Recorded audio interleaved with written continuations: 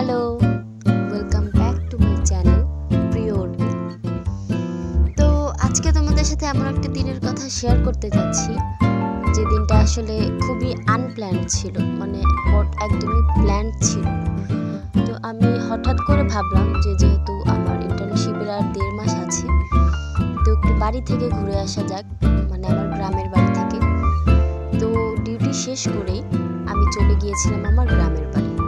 তো সেখানে গিয়ে মানে খুবই সুন্দর একটা ব্যাপার এবার আমার চোখে পড়েছে, হচ্ছে যে আমাদের বাড়িতে একটা খুবই বড় শিউলি গাছ হয়ে গেছে। আমি জানি না কিভাবে, গত 3-4 মাস আগেও ছিল না। আমি 3-4 মাস আগে বাড়ি গিয়েছিলাম, তখনও গাছটা ছিল না। তো এখন হঠাৎ করে গাছটা এত বড় দেখে আর এত এত শিউলি ফুল দেখে আমি আসলে পরদিন সকালবেলায় লোভ সামলাতে পারিনি। সকালবেলা ঘুম থেকে উঠেই শিউলি ফুল কুড়াতে চলে গিয়েছি বলতে আমাদের ঘরের পাশে। তো পাশে আমাদের মাটির ঘরটা ছিল। তো ফুল কুড়ানো শেষে আমি আর আমার কাকাতো ছোট বোন মিলে বাইরে ঘুরতে গিয়েছিলাম। সেখানে যাওয়ার পরে আমার চোখে পড়েছে এই ঝিনুকটা।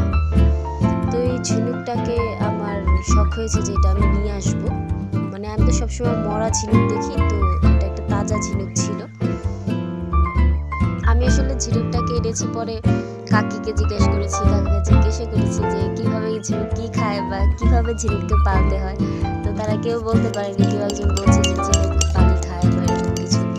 আমি ঝিনুকটাকে আসার সময়, আমি হোস্টেলে যখন চলে এসেছি, তো আসার সময় ব্যাগে করে নিয়ে এসে ওটাকে জলের মধ্যে রেখে দিয়েছি। তো আসার পরে আমার বান্ধবী দোলা বলছিল যে কফি খাবে।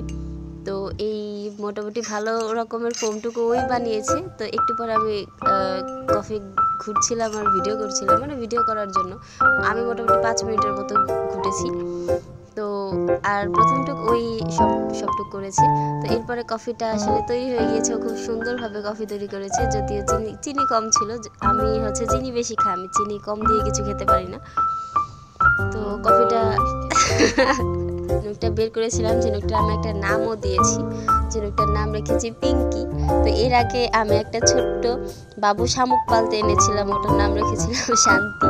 তো এটার নাম রেখেছি পিঙ্কি। আমি জানি না পিঙ্কি এখনো বেঁচে আছে কি মরে গেছে, সে তো নড়েও না, চড়ে না, কিছুই না। তো আচ্ছা ঠিক আছে, দেখা যাক, 2-3 দিন থাকুক। যদি মরে যায় তো বোঝা যাবে, আর যদি বেঁচে থাকে তো হয়তো বাচ্চাও দিতে পারবো। যাই হোক, না বাচ্চা দেবে না, আসলে কি করবো আমি জানি না। তো এরপরে আমি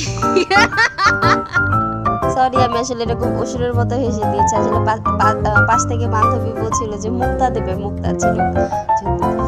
তো এরপর আমি নেল পলিশ লাগিয়েছিলাম, যেহেতু আমার পাটা খুব বিচ্ছিরি, এই জন্য আমি আসলে সাদা কালো করে দিয়েছি।